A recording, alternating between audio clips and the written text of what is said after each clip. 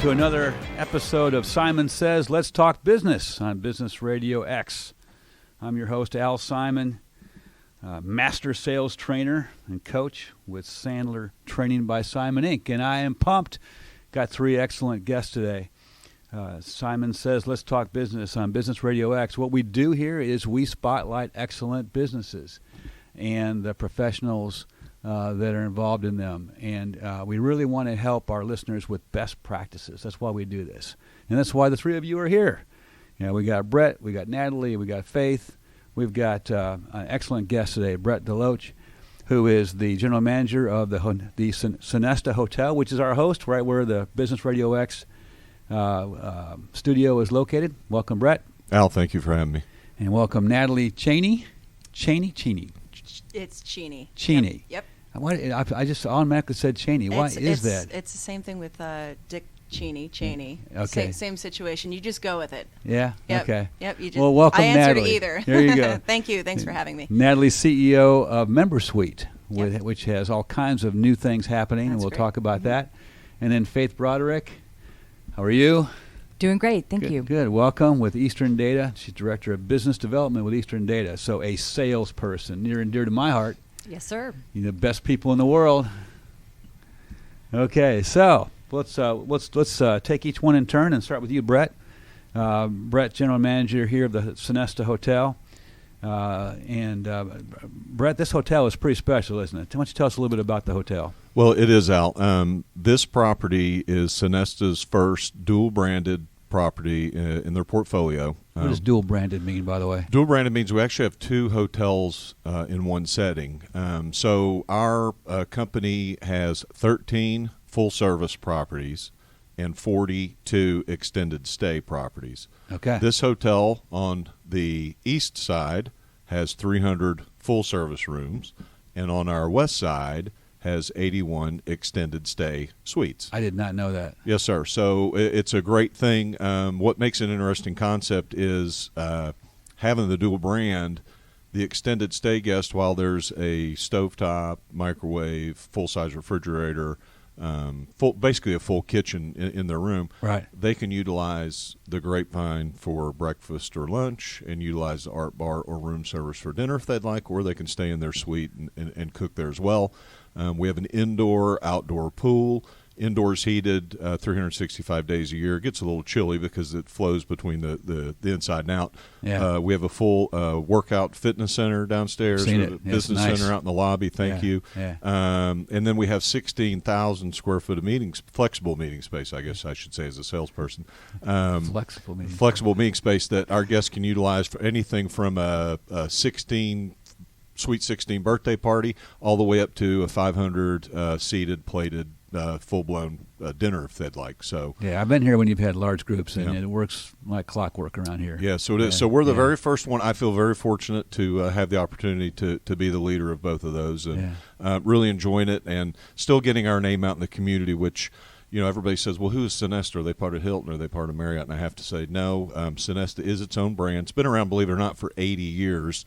It's just a very low-key, quiet Boston-based company. So we're excited. Picking up a couple more properties at the end of October. Unfortunately, I can't disclose them at this time. But great. Just drop that on us and then leave it there. That's really good. But they are in some really good – we're in really good markets. And, again, I'm just happy to be here. It'll be 2 years in February for me coming up. Oh, really? Mm-hmm. Okay. Yeah. Excellent. Yep. Yeah, I think I met you about 2 years ago. Sounds about right. It Yes, does, sir. yeah.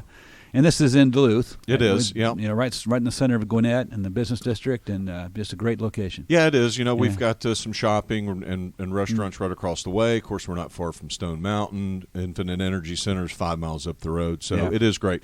Downtown's 25 minutes away if you catch it during good traffic, but we're not far from MARTA Station over in Dorable either. So excellent. Yep. Okay, and you do more than just have guests and have organizations do events here. You also have catering. Oh, absolutely, like yes, okay. Absolutely. We do. We can do holiday parties, which is actually it's that time of season right now. So if anybody has any holiday needs, we can certainly do it. Again, we can do it from as small as 20 all the way up to 500 people. It just depends. But yes, we have full blown catering at the hotel, and I think we have a great product.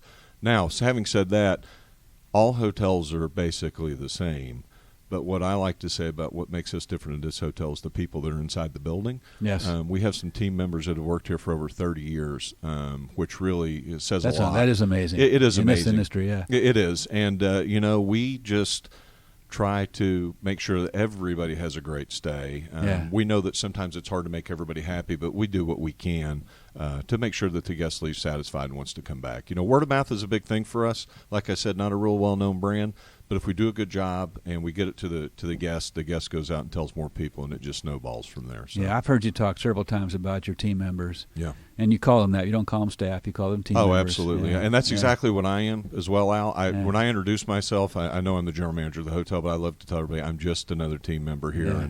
And, whatever I can do to make it happen, I'll make it happen. Yeah, well, I've certainly experienced it from your team members. They've done a great job here for us whenever we've been involved here. And so great. So you've been in this business. Well, you've been with Sonesta for 2 years. Been with Sonesta for 2 years, but I've been in this property. In this property here, but I've been in the industry for over 30 years. So I did about 20 years with Hilton, and then did 6 with IHG. Yeah. And then came back up here with an independent company and managed a DoubleTree for a while, and then came over to Sonesta. So yeah, I've been doing it for a while. Yes, sir. You think you run into just about every question or every incident you can run into. I bet you've seen some interesting things. We've had a few good ones, yeah. Some really. And that you can tell? Probably not. Probably not, yeah. So, but it's been good. I actually love doing what I do. Yeah. The interesting thing, though, about the hospitality, or about the hotel business, I guess I should say, I have a lot of friends that are general managers of restaurants and whatnot, and they said, well, you have the ability at 2 o'clock in the morning to turn off the lights, flip the switch, lock the door, go home, and not worry about anything for 8 or 9 hours. Where the hotel is almost like a real living, breathing person. I mean, we're open 24 hours a day. At night it goes to sleep, and in the morning it wakes up. We got to wash it and clean it and change it and feed it and do all these good things. So it's really a different industry to get into. So I love it. I wouldn't change it for anything. I'm glad I got into it. Plus, I have the ability to yak a little bit, so that there's helps that. when There's that. And you've won some awards here, right? We Tell us have about some awards you've won. We have won just recently. We won the 2019 Reader's Choice Award for the top one of the top 300. Actually, there was 2,500 convention centers and CVBs in the state of Georgia that were nominated. We were one of 337 that won the award. And my team does a phenomenal job. That's great. With the banquets here, with our setup and creativity. And, yes. And we will work with the guests for whatever their needs are. Usually we can make it happen. Obviously, there's some fire regulations and things like that, but we knock it out of the park there. We've gotten really big into international weddings this year. Love to have love to have the weddings at the hotel. Yeah, it's a great time to see everybody happy and bringing families together. So that's a great thing. We have won TripAdvisor award the last 2 years for being an outstanding place in Booking.com. So my team here does a great job. It's all about, and that's like I tell them. Yeah, all the hotels are saying it's all about the people and it's all about the service that you provide, when the guests come in. So, well, I've heard great things about you. I've not yet had the privilege of staying overnight here. What? But we've been here for lots of different business things, and of course the studio for Business Radio X being here. We've been here a lot, and it is obvious. You're not just saying stuff. We have seen it firsthand. Your team members do a great job. Well, I appreciate that, Al. Thank you. Absolutely. So, Brett, I know there's all kinds of business people that are listening in. And may want to check you out. So what's the best way to check out the Sonesta Hotel? Well, probably the best way, Al, would be to give us a call. We have an auto dial. You hit 1, it goes right to the sales team. Somebody from sales will take the call. Love to have people. We love to have site visits, people to come by. People can drop in at the front desk and take a tour of the hotel and see what we have to offer. Like I said, we've got the different choices. So you can go with the suites if you want on one side, or the full service, more just your basic room on the other. But again, it's the service that sets us apart. And we would love to have, we'd love to host families that are coming into town for the holidays and things like that. So whatever anybody needs to do. If it needs to be later in the day, the team can adjust back in the back and stay. We have team members that our sales team is usually here till 6 or 7 o'clock every night anyway. So love to have people come by and just check us out. Dedicated salespeople. This is not a 9-to-5 job. All right, very good.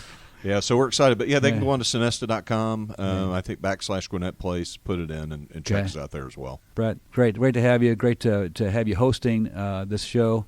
through Business Radio X. Well, thanks, Al. I appreciate that, and I'm happy to be here, and love having Radio X as a business partner. They're awesome, aren't they? Oh, Mike and Amanda do a great job. Even Mike does exactly. a good job. Yeah, it's pretty amazing. Oh, goodness, I'm going to get in trouble for that one. But it was fun. Absolutely. Yes. Again, this is Al Simon with Sandler Training, your host for Simon Says, Let's Talk Business on Business Radio X. And we've been talking with Brett DeLoach, the general manager of Sonesta Hotel. And so let's turn our attention now to you, Natalie Cheney. I'm so sorry. That's I'm okay. so sorry about that. I just, it's just, because it's something to talk about anyway. But Natalie is CEO of a company called MemberSuite. And you are a software and services company. We are. We provide engagement solutions to the nonprofit space as well as the for-profit space here more recently. Okay, two different markets. Two different markets. Very different markets, right? Very different markets, but very similar needs. Okay. On the nonprofit side, membership management platform with a self-service portal to allow membership bases to be able to communicate with their members and for members to be able to self-serve.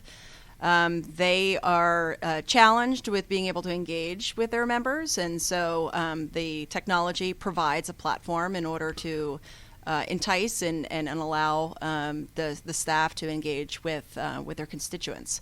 Okay. And on the for-profit side of the business, it's event tech for the same purposes, right? Large brands care about their consumers, want to be able to engage with their consumers. Yes.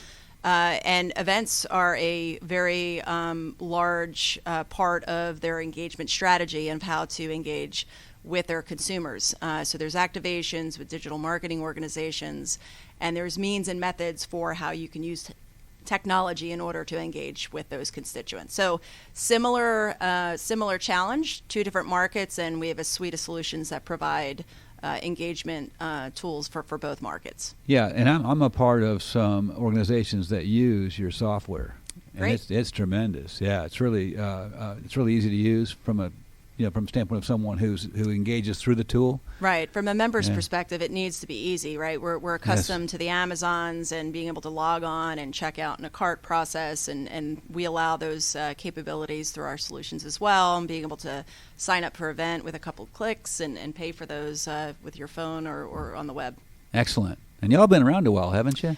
Yep, we launched our product in 2010. I didn't actually join the company until late 2012.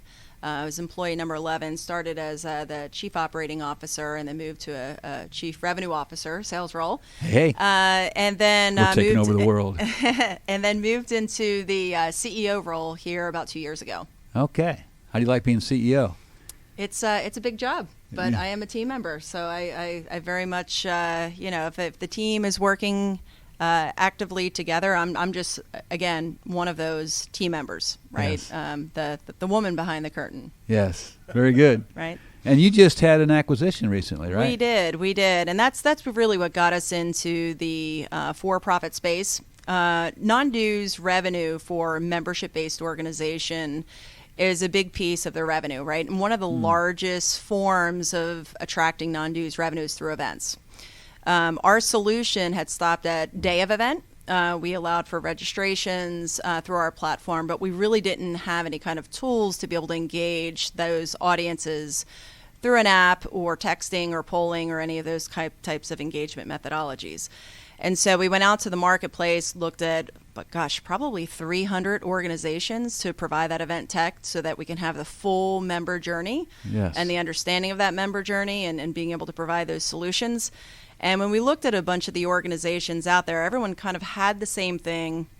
What attracted us to Event Farm was really how they think about engagement, how they think that you engage folks through texting, and it's a 90+% engagement activity through texting versus 50-60% of which apps are being downloaded today. Is it right? really? It is. There's a big gap there, and no one's really reading emails anymore. I mean, my email is stacked with a bunch of junk, and important things get lost. And so it's looking at each of these avenues on how you can engage those members or in the for-profit for the consumers. And so looking at Event Farm was really looking for those unique ways of engaging audiences and attendees. And that's why we went through the acquisition of Event Farm. And it's been a great addition to the team. They're stretching us by moving into more of the consumer world, right? And so the whole team that's focused on the consumer world, these brands that are, top 38% of Fortune 100 companies are our customers. We're bringing that tech into the 38% of the Fortune 100 companies have used our tech on the Event Farm side. Wow. Yep. That's impressive. And it's stretching us in ways. And it's great to understand how consumers are really digesting this tech in different ways. Event tech is coming a long way, and it's got still more ways to come. But definitely in the handheld and using texting as a strategy to engage. I mean, how many times have you gone to an event and you get things pushed to you and potentially in an app, you get your name badge? It really hasn't changed much in 30 years, right? There's a better way to electronically check in, get alerted when VIPs show up, using QR codes or NFC chips in order to engage in particular activations around on a particular floor. That's where things are moving, and no longer gone are the days of, hey, let me sit in this hour session, listen to the person talk, and then leave, right? And then let me look at my booklet, right? The event, how people come to events, how people interact with events is continuing to evolving, and we hope to be part of that revolution. Still, there are plenty of organizations out there that don't use this kind of technology yet. Isn't that true? There are a lot of organizations that are not using the tech, and we're kind of stuck in our ways. Oh, let's go and let's print out our badges, and you go to the table and go find your badge, and it got missed, and let me write my name on the tag. And that process is a simple check-in process. Yes, and Brett, you have some experience in this area, don't you? Oh, absolutely. I was just going to say, when we go to our conferences now, everything runs through an app and through the questions. You can ask questions right through your phone. I just think it's great. And then now in the hospitality industry, we're using texting to pre-check-in. Is there something we can get for you before you arrive? And the guest, I'd like 2 extra towels, extra water, whatever the case may be. Right. And you can get it upstairs before they get here. So I think it's a great way to go. Yeah, absolutely. So that same type of technology, of course, people want to go to their phones to request the towel, right? And it's no different from when you're at these events, right? It used to be very one-sided. Let me push you information. The attendees actually want to engage. They want to respond via text. Now it's the challenge is trying to collect all of those cell phones, right? So we look at the databases and the CRM databases, trying to understand and doing verifications and checks, and we've got some software that can allow us to do that. Okay. To validate those so that you can actively start communicating with your members via text. Yes, and it's permission oriented, right? Of course. Yeah, the attendee can decide how much they want to. Partake. Partake. That's a good word. Partake. Mm-hmm. Yeah. I've seen. Yeah, I've been a part of that with some organizations, and I'm still a part of organizations that do it the low tech way. And it's nice to be able to engage through technology. Absolutely. Yeah. So people come to network, right? They're coming to learn, to network, to engage, and gamification, utilizing some means and methods of, hey, go find these 3 people. You have something in common. Go figure out what it is. Right. That's now more engaging than, let me see who the list of attendees are, or let me see the exhibitors here and let me walk around. Right. Now, you mentioned the 2 different markets, not-for-profit and for-profit, and you said there are differences and synergies. Can you say a little more about that? Sure. Definitely the synergies are around engagement.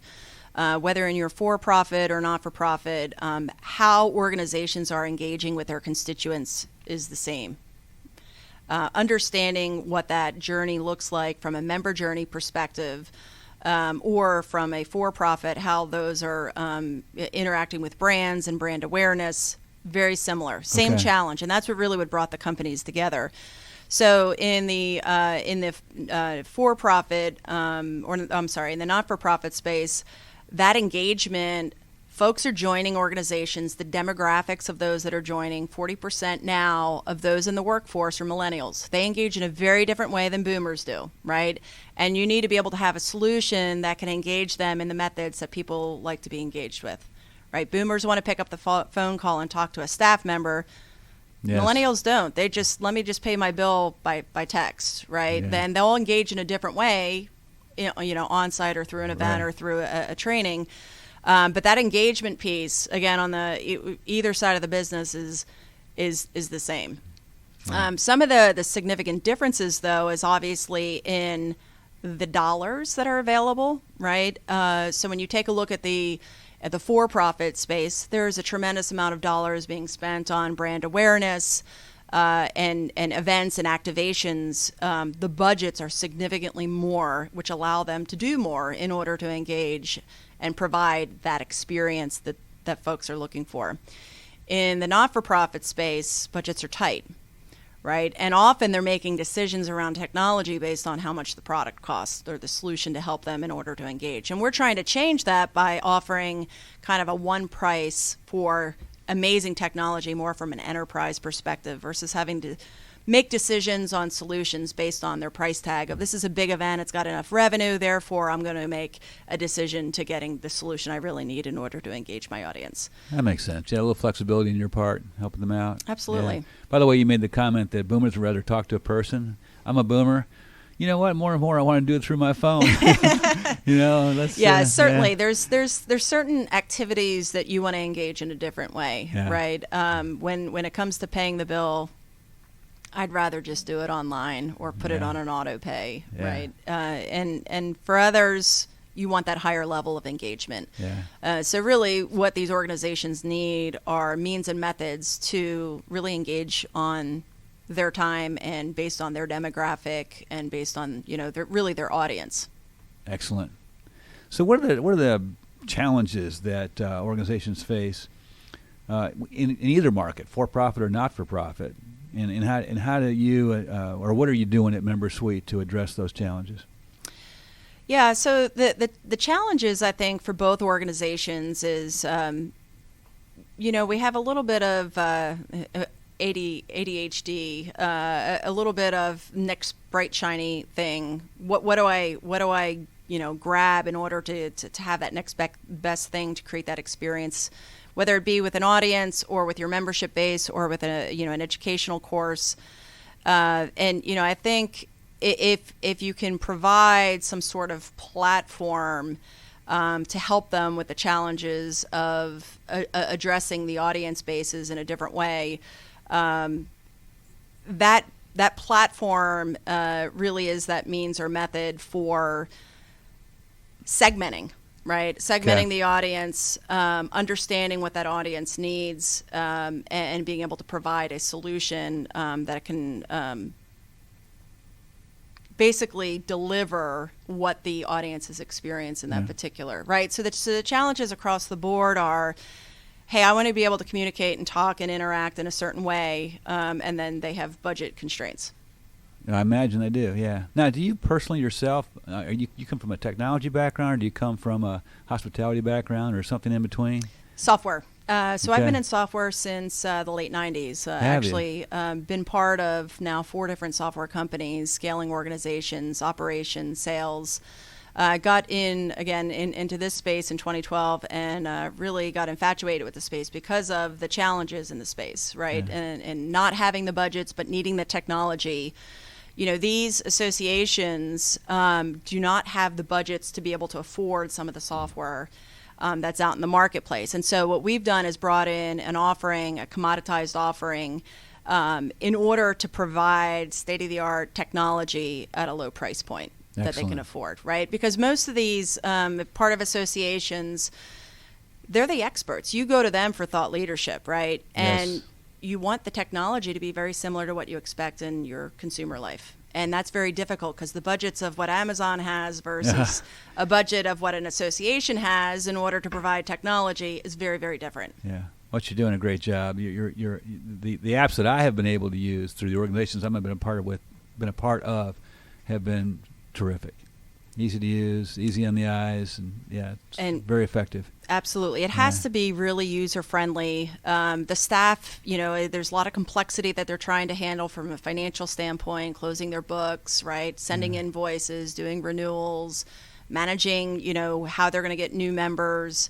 Very complex areas of which, if you think of technology solutions in general, I just talked about 4 different standalone software companies, but it's under one roof with us, right? So there's a lot of complexity there of trying to do a full enterprise suite, which really in many instances would be, a mail service, an event tech business, a membership management, a CRM business, right? And these are all under one umbrella and one roof. Excellent tool. Yeah. So we're talking with Natalie Cheney with MemberSuite. And Natalie, if our listeners wanted to get a hold of you or your organization, how would they best do it? Sure. It's membersuite.com, but we also have eventfarm.com as well, two standalone websites right now. Eventfarm.com or MemberSuite.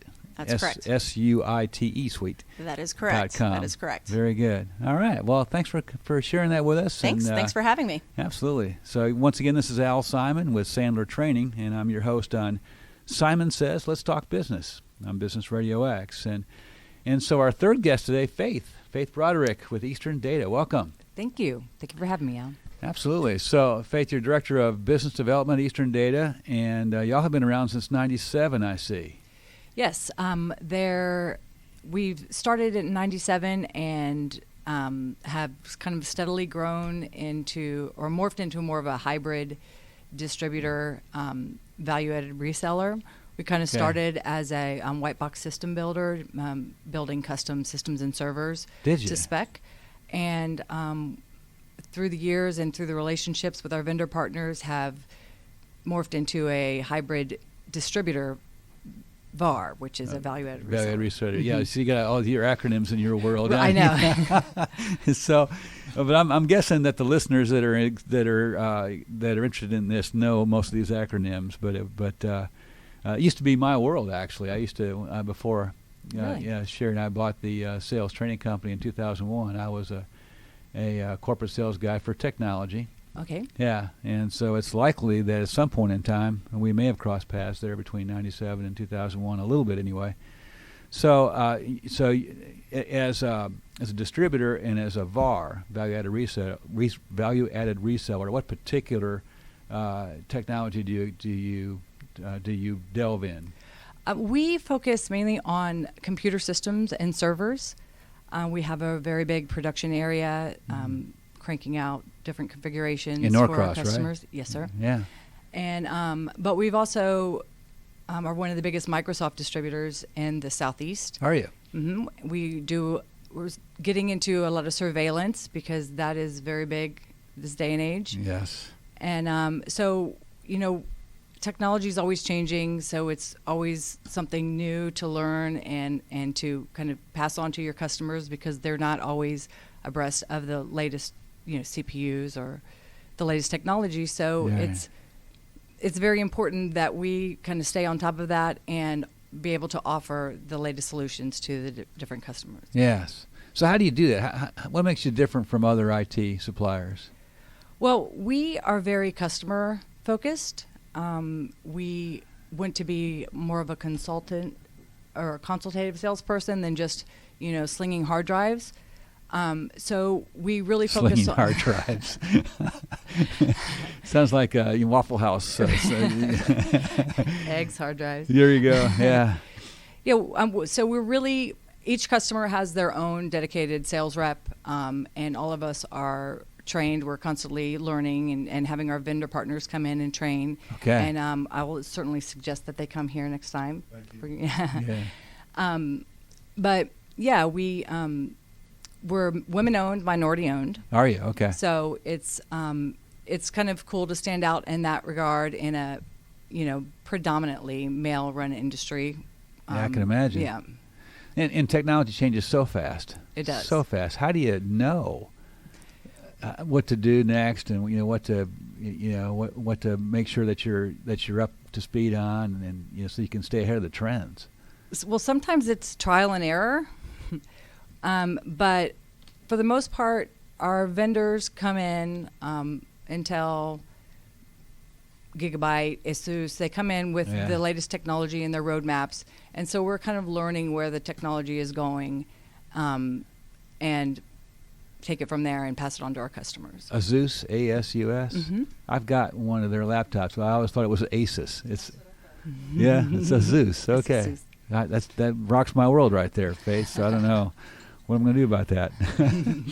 So are you focused on logos or on vertical markets, or how do you actually do all this? Well, our customers are spread across the United States. Okay. We sell to government and education, some small to medium businesses, some OEM manufacturers, and a lot of managed service providers. Okay. OEM is original equipment manufacturers. That's right. Okay, yeah.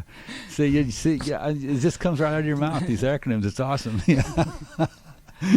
Very good. Okay, well, so how long have you been with Eastern Data yourself? I've been there for about 5 years. Have you? And I've been in the industry for going on 12. Have you? Okay. Mm-hmm. All right. I haven't always been in the sales side of business. I used to be in marketing. But then you saw the light. That's right. Yeah. Came out of the dark side, marketing.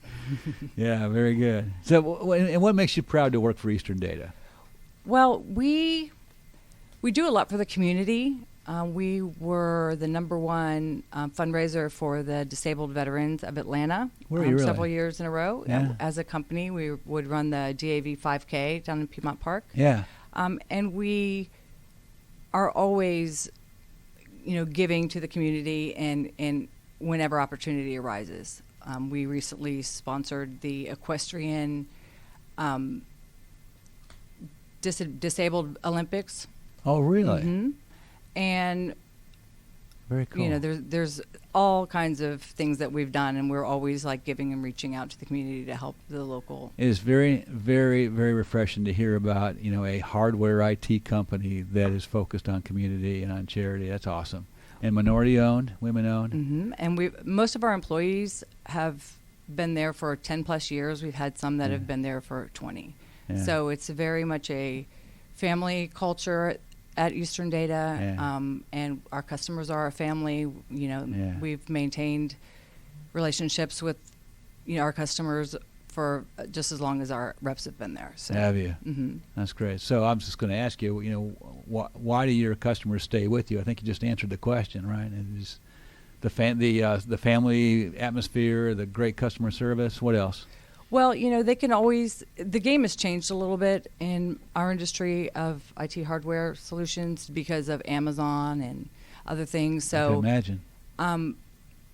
It's really easy just to go to Amazon and order something, but they're not going to tell you if your configuration's right or if it's the latest technology. I mean, so the reps really help the customers just to find the right solutions. Right. And the customers like that. They want to be able to call us and we can, tell them what we have in stock and tell them when they can get it. And yes. Well, it's huge when your sales reps are not walking brochures, when they're truly subject matter experts. That is what it needs to be. That's the right paradigm. Yeah. And that's how you keep customers for a long time as well. That's right. Very good.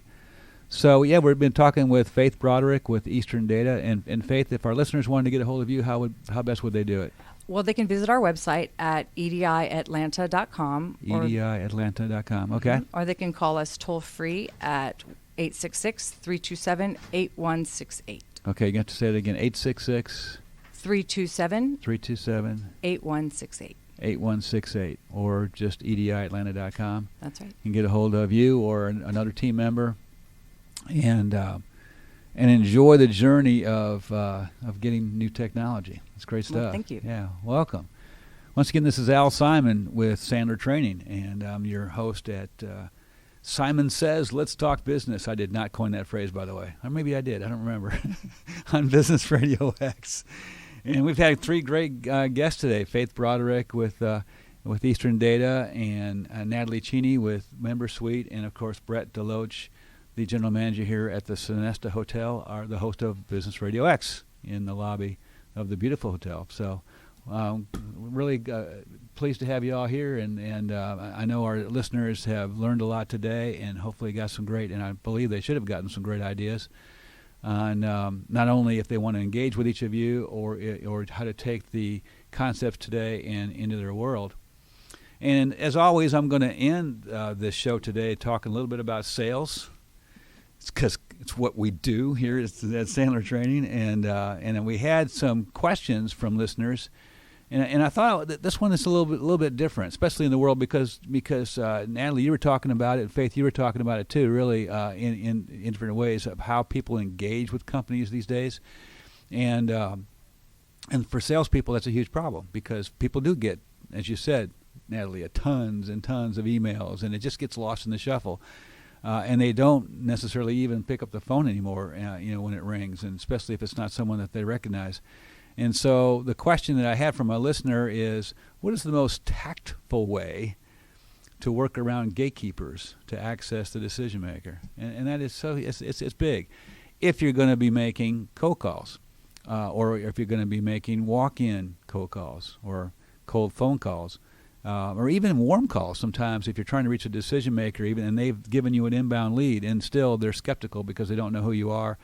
Whether it's an email or whether it's a phone call or someone walking in their door, and there are fewer people who sit in the front and answer the phone and route calls these days. That's all done by technology for a lot of companies.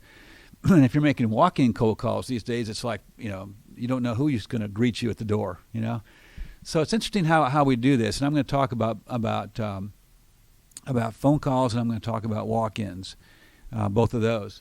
And we're talking about gatekeepers. If you think about a gatekeeper, what is a gatekeeper supposed to do? Well, their number one job at the point in time when you engage with them is to keep you from talking to the decision maker. And they're usually very good at it. Now we're talking about the kind of gatekeeper who decides whether or not you get to talk to the decision maker. There's two other kinds of gatekeepers that you treat differently. One is the person who simply routes the calls. And the other one is on the other end of the spectrum is that executive assistant to the CEO, who typically acts as the extension to the CEO and maybe even keeps his or her calendar, knows all the major issues that are being addressed in the C-suite. So that's a different kind of person altogether, not the one I'm talking about today. The one I'm talking about today is the one where the salesperson calls and gets someone to pick up, or they walk in and someone greets them somewhere near the door. I had to walk down the hall like 50 yards at a place the other day to find someone to say hello. Anyway, on a phone call, the gatekeeper is programmed to ask, who are you, what's your company, who do you want to talk to, and why are you calling, and do you have an appointment? And so those are 5 direct questions that gatekeepers are going to ask. And the typical salesperson is going to answer those questions. Well, that puts the salesperson on the defensive and gives all the power to the gatekeeper. And because of that, there's all kinds of bad practices out there, like I'm going to bully my way through the gatekeeper, or I'm going to try to act like I'm the decision maker's best bud, and those are all bad ways to handle it. Because gatekeepers are, if they're savvy at all, they're wise to that, and they will shut you down in a heartbeat. And if you ever try to come back, they will remember you and shut you down. So that's bad practice. So the best way to do it is to disrupt the programming. The best way to do it is to say, hey, I'm Al Simon. My company is Sandler Training. We're a sales performance company. I'm calling for Natalie Cheney, and I don't have an appointment, but would you put me through, please? You see, I answered all the questions without being asked the questions. Now the gatekeeper has no place to go. Now another key part of that is at the end I said, would you put me through, please? You see how my voice went up at through and down at please. Whereas the weak salesperson would say, would you put me through, please? Which is begging, and gives the gatekeeper automatic to shut you down. It just happens, right? And there's a huge difference in how the tonality goes there. If you think about it, salespeople are the worst people at getting through gatekeepers. And that should not be. They should be the best. But typically like an engineer, a manager, somebody else would not say, would you put me through, please? They would say, would you put me through? That's what they would say it. A subject matter expert would say it that way. Well, why do salespeople turn into weak dumplings and say, would you put me through, please? And anyway, don't get me started. Okay, don't get me started. The other scenario, when you're walking in, my goodness, don't look like you're loaded for bear when you walk in. Walk in with brochures and briefcases and, slide projectors. I'm kidding. But typically, when people walk in somewhere for a walk-in cold call, which is awesome that they're doing it, and it's a good pattern interrupt because most people don't do it anymore, but it is a good way to do it, to try to drum up new business. But when you walk in, don't walk in with anything in your hands except your keys. Because what that shows the person who greets you is that you're not there very long. You're not going to make it tough on them to handle this interruption to their day. You might even be lost looking for directions. It's going to be quick, though. They know that, the signal. And all you say is, look, I don't have an appointment. I was looking to see if there's a better way to connect with Brett. That's it, if they know the name. Or who around here makes decisions on X? Would it be possible to get that person's card? And what's the best way to get a hold of him or her? That is the way to handle it. And in fact, this is radio, so our listeners can't see my hands. But when you walk in, you should put your hands up it's like a surrender position, and say, I don't have an appointment. Just say it out loud. Everybody relaxes when you do that. They all relax, and no one thinks it's going to be a big imposition, and so on. And by the way, when you do it this way, about a third of the time, metrics show, about a third of the time, you're going to actually get a chance to shake Brett's hand or Natalie's hand or whoever the decision maker is, and maybe not have a sit-down meeting right then, but set one up for later. It's pretty amazing how often that happens. And so gatekeepers, most salespeople don't like gatekeepers, but if you do it right, gatekeepers can be your best friend, because once you've established that rapport with them, then everything goes smoothly from there, typically. And that's today's sales tip from Al Simon at Sandler Training. So, Brett, Natalie, Faith, thank you so much. Huh? We good? Thank you. Thank you. All right, listeners, listen in. Go to the website and contact these folks. They know what they're doing. And everybody, good selling.